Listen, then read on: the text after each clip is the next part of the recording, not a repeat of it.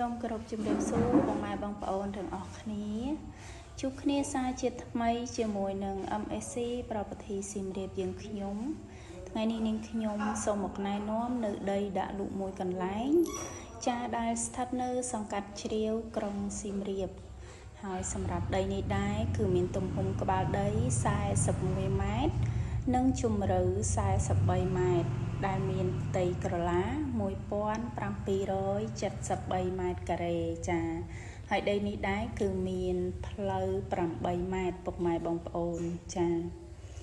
ហើយនឹងលក្ខណៈពិសេសនៃដីនេះផងដែរគឺដីនេះមានចាក់ខ្ពស់ស្រាប់តែម្ដងពុកម៉ែបងប្អូននិងមានរបងថ្មព័ទ្ធមួយជុំស្រាប់តែម្ដងចាហើយនឹងមានការដាំដើមឈើធំដើម្បីជាសោភ័ណភាពនៃដីចាដែលបន្ថែមសោភ័ណភាពកាន់តែស្រស់ស្អាតបន្ថែមទៀត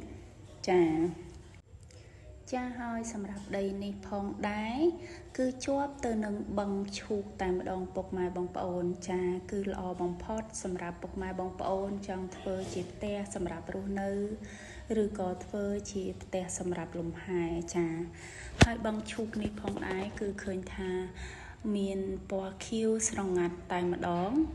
ចាដែលធ្វើឲ្យមានភាពស្រស់ស្រាយនិងអារម្មណ៍ស្រស់ថ្លាចាសម្រាប់ពុកម៉ែបងប្អូនដែលមានបំណងចង់ទិញដីចាដែលមិនឆ្ងាយពីក្រុងចា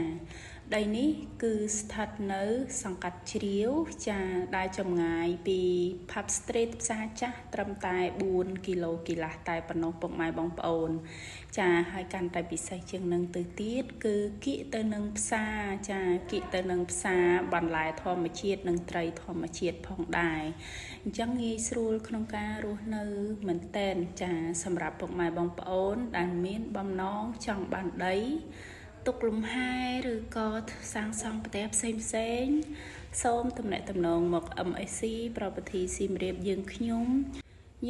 មានអចលនទ្រព្យតម្លៃក្រោមទីផ្សារល្អជាច្រើនកន្លែងទៀតសម្រាប់ណែនាំជូនពុកម៉ែបងប្អូនចាសសូមអរគុណនិងសូមគោរពជូនពរពុកម៉ែបងប្អូនទាំងអស់គ្នាសុខភាពល្អសំណាងល្អចាសសូមអរគុណសូមជម្រាបលា